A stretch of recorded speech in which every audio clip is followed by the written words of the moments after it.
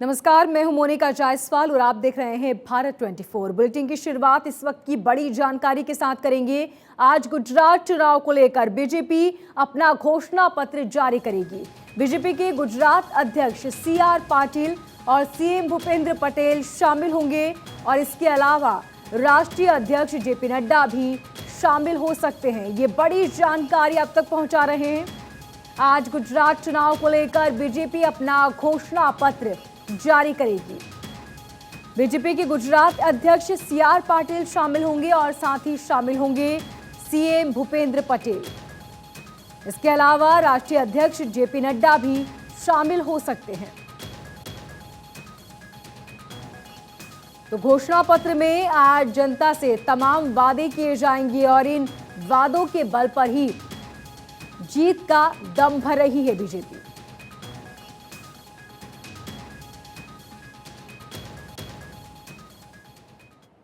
आज गुजरात में फिर राजनीति के दिग्गज चुनाव प्रचार करते नजर आएंगे। सबसे पहले नाम आपको बता दें, यूपी के CM योगी आदित्यनाथ का है, जो बीजेपी के लिए चुनावी सभाएं करेंगे। वहीं कांग्रेस अध्यक्ष मल्लिकार्जुन खड़गे भी आज गुजरात के चुनावी मैदान में प्रचार करने उतरेंगे।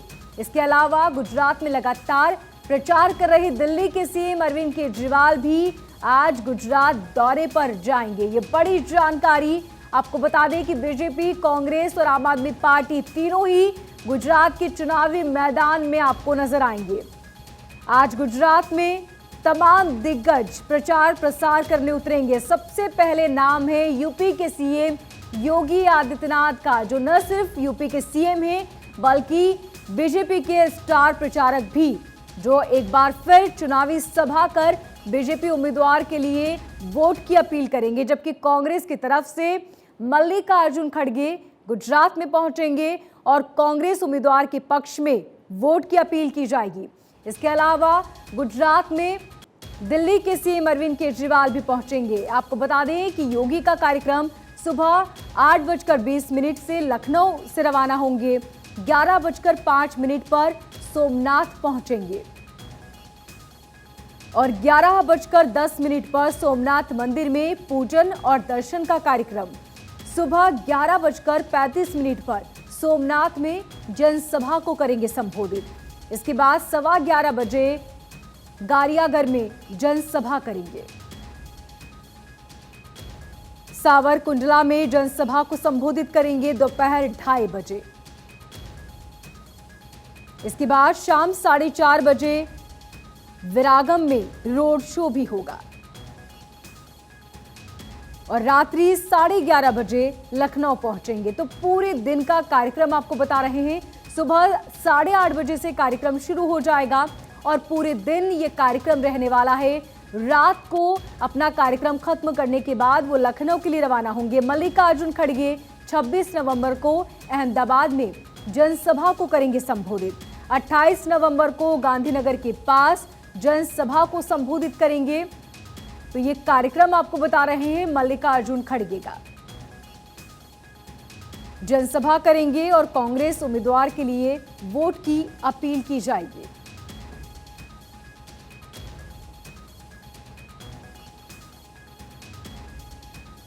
और आज सुप्रीम कोर्ट में संविधान दिवस मनाया जाएगा। ये कार्यक्रम सुबह 10 बजे शुरू होगा और इस खास मौके पर राष्ट्रपति मुर्मू और PM मोदी शामिल होंगे और साथ ही CJI DY चंद्रचूड़ और सुप्रीम कोर्ट के तमाम जज शामिल होंगे। ये कार्यक्रम सुप्रीम कोर्ट के एडिशनल बिल्डिंग के ऑडिटोरियम में आयोजित किया जाएगा। आपको बता दें कि साल 1949 में संविधान द्वारा भारत के संविधान को अपनाने के उपलक्ष्य में साल 2015 में इस दिन को संविधान दिवस के रूप में मनाया जाता था और तब से लेकर अब तक इसे संविधान दिवस के रूप में मनाया जाता है। सुप्रीम कोर्ट में आज संविधान दिवस मनाया जाएगा। सुबह 10 बजे ये कार्यक्रम शुरू होगा। राष्ट्रपति मुर्मू और PM मोदी शामिल होंगे। साथ ही सुप्रीम कोर्ट के तमाम जज इस मौके पर शामिल होंगे।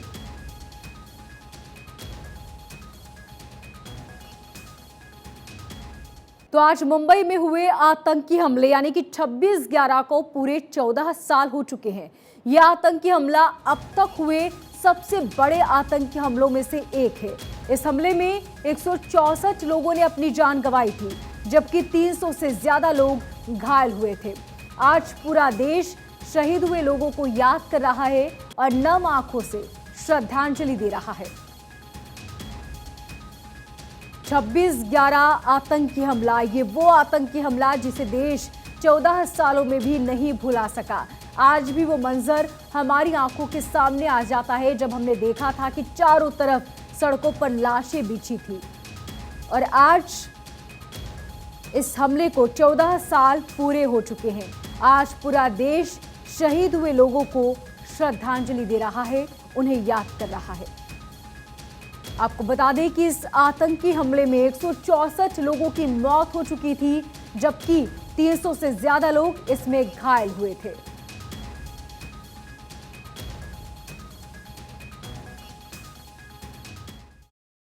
छब्बीस 11 एक ऐसा घाव है जो कभी भरा नहीं जा सकता। वो एक ऐसी एक हमारे ऊपर लगा हुआ लांछन है कि जिसको हम कभी दूर नहीं कर सकते। हम ये जरूर प्रयास कर सकते हैं कि कोई दूसरा 26/11 न हो, और शायद यही प्रयास मुंबई को औरों से अलग बनाता है। तो वहीं श्रद्धा मर्डर मामले में आफताब का आज एक बार फिर से टेस्ट होना है। जी हां, पॉलीग्राफी टेस्ट आज भी किया जाएगा। आफताब से 3 दिनों से सवाल जवाब किए जा रहे हैं, लेकिन एफएसएल अब तक किसी भी नतीजे पर नहीं पहुंचा, इसलिए आज भी टेस्ट किया जा सकता है। तो वहीं दूसरी तरफ आफताब को आज साकेत कोर्ट में पेश किया जाएगा। उसकी 4 दिन की पुलिस रिमांड आज खत्म हो रही है। आफताब का पॉलीग्राफ टेस्ट अभी पूरा नहीं हुआ, नार्को टेस्ट भी अभी बाकी है, और ऐसे में पुलिस कोर्ट से आफताब की रिमांड बढ़ाने की मांग कर सकती है। तो श्रद्धा मर्डर मामले में आफताब का आज एक बार फिर से पॉलीग्राफ टेस्ट हो सकता है। 3 दिनों में आफताब से कई सवाल जवाब किए गए, लेकिन बावजूद इसके एफएसएल अब तक किसी भी नतीजे पर नहीं पहुंचा।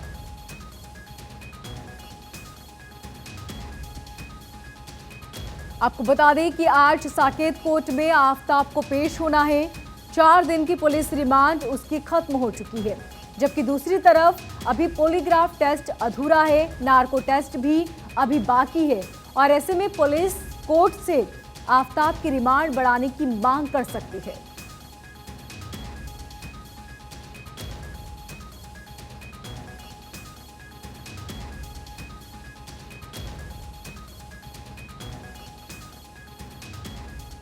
तो आज इसरो एक बार फिर से इतिहास रचने जा रहा है। इसरो आज बहुप्रतीक्षित PSLV C-54 को लॉन्च करेगा। ये मिशन सुबह 11:56 पर तिरुपति के सतीश धवन अंतरिक्ष केंद्र से लॉन्च होगा। ये बड़ी जानकारी अब तक पहुंचा रहे हैं। मिशन PSLV C-54 4 रेंज पर 11:56 पर इसकी लॉन्चिंग होगी। इसरो के लॉन्च व्हीकल का XL संस्करण इसरो की 56वीं उड़ान होगी। ये आपको बता दें कि इसरो की ओशन सेट श्रृंखला और साथ ही ऑब्जर्वेशन सैटेलाइट 6 होगा। नैनो उपग्रह 8 और पूरा मिशन लगभग 8200 सेकेंड यानी कि 2 घंटे और 20 मिनट में पूरा हुआ। तो इसरो आज एक बार फिर से इतिहास रचने वाला है। इसरो आज PSLV C-54 को लॉन्च करेगा। ये मिशन सुबह 11:56 पर लॉन्च होगा।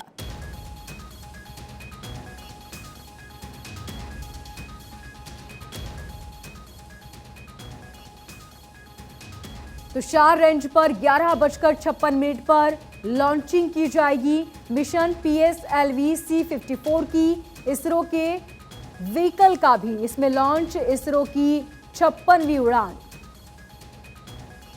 इसरो की ओशन सेट श्रृंखला है, और ये ऑब्जर्वेशन सैटेलाइट 6 है। साथ ही नैनो उपग्रह 8 है। और पूरा मिशन लगभग 8,200 सेकेंड यानी कि 2 घंटे 20 मिनट में पूरा हुआ।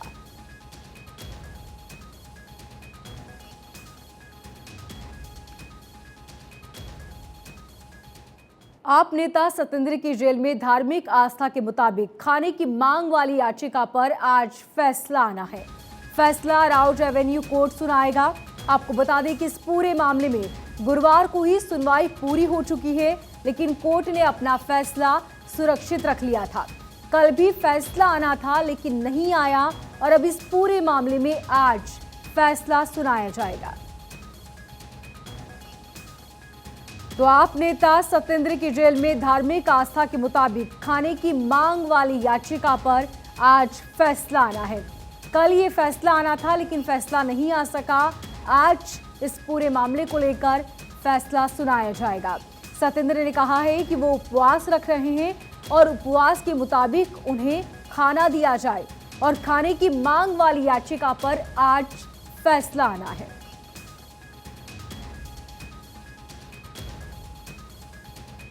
गुरुवार को इस पूरे मामले की सुनवाई हुई थी और सत्येंद्र के भोजन की मांग के मामले में आज सुनवाई होनी है।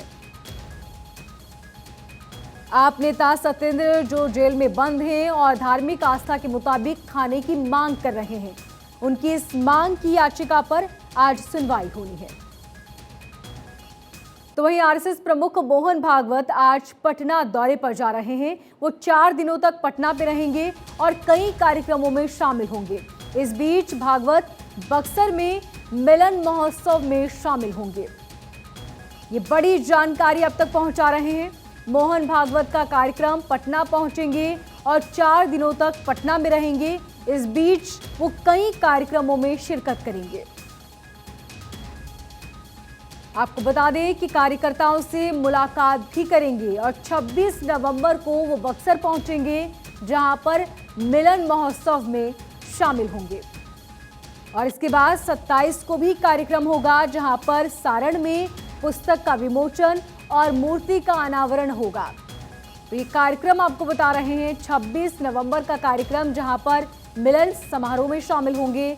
27 को पुस्तक का विमोचन और मूर्ति का अनावरण किया जाएगा। इसके बाद दरभंगा का दौरा भी करेंगे 27 नवंबर को। अब बात 28 नवंबर की करें तो आरएसएस के कार्यकर्ताओं को संबोधित करेंगे मोहन भागवत। तो ये पूरा कार्यक्रम आपको बता रहे हैं 26, 27, 28, जहां कई कार्यक्रमों में शामिल होंगे। आपको बता दें कि 4 दिन का ये पूरा प्रवास है। 4 दिन के प्रवास पर वो पटना पहुंच रहे हैं, जहां कई कार्यक्रमों में शामिल होंगे।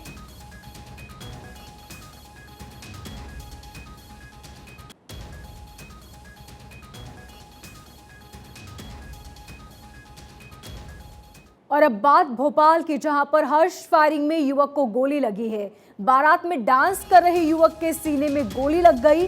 नर्मदा अस्पताल में चल रहा है युवक का इलाज। युवक की हालत फिलहाल नाजुक बनी हुई है। पुलिस इस पूरे मामले की जांच कर रही है। ये बड़ी जानकारी भोपाल से आपको दे रहे हैं, जहां पर हर्ष फायरिंग का एक मामला सामने आया।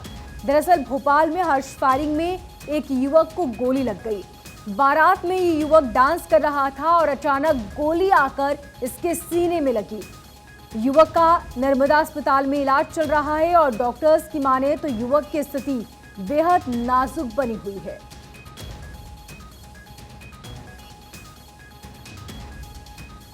भोपाल का ये पूरा मामला आपको बता रहे हैं, जहां पर हर्ष फायरिंग में एक युवक को गोली लगी। ये युवक बारात में डांस कर रहा था और अचानक गोली आकर इसके सीने पर लगी, जिसके बाद उसे अस्पताल में भर्ती कराया गया।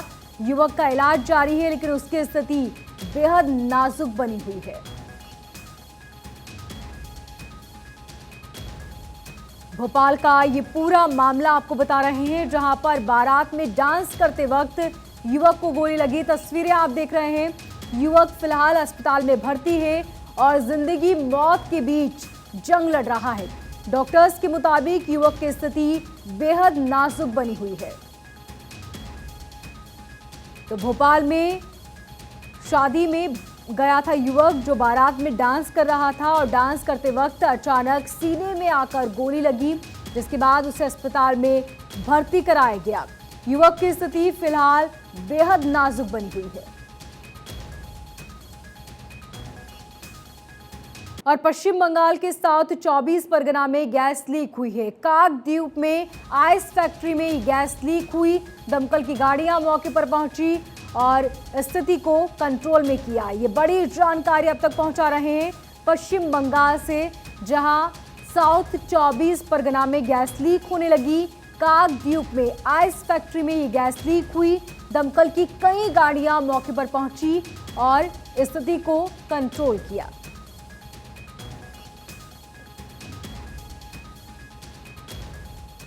मुंबई में कल्याण के पास टिटवाला इलाके में दिल दहला देने वाली एक घटना सामने आई, जहां पर एक पति ने अपनी पत्नी के सिर पर कुल्हाड़ी से वार कर उसकी हत्या कर दी। इस पूरे मामले में टिटवाला थाने में पुलिस ने मामला दर्ज कर बालू दूते को गिरफ्तार कर लिया है और बताया जा रहा है कि आरोपी शराबी था और पति पत्नी के बीच कहासुनी बहुत ज्यादा हो गई थी। पति ने गुस्से में आकर पत्नी पर कुल्हाड़ी से वार कर उसकी हत्या कर दी।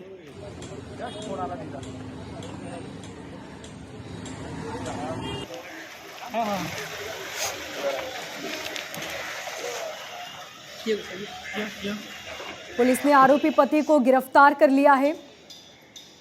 आरोपी ने कहा कि वो शराब का आदी है और इसी बात को लेकर दोनों में बहस हुई थी। ये बहस बहुत ज्यादा बढ़ गई थी, जिसके बाद पति ने गुस्से में आकर पत्नी पर कुल्हाड़ी से वार कर उसकी हत्या कर दी।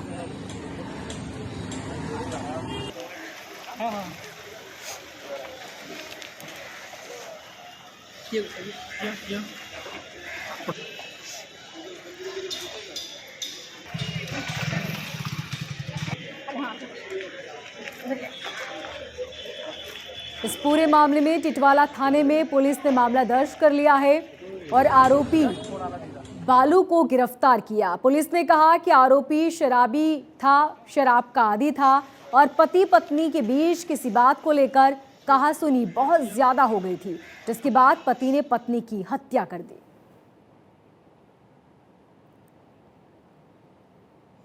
इस बुलेटिन में फिलहाल इतना ही। तमाम खबरों के लिए देखते रहिए भारत 24।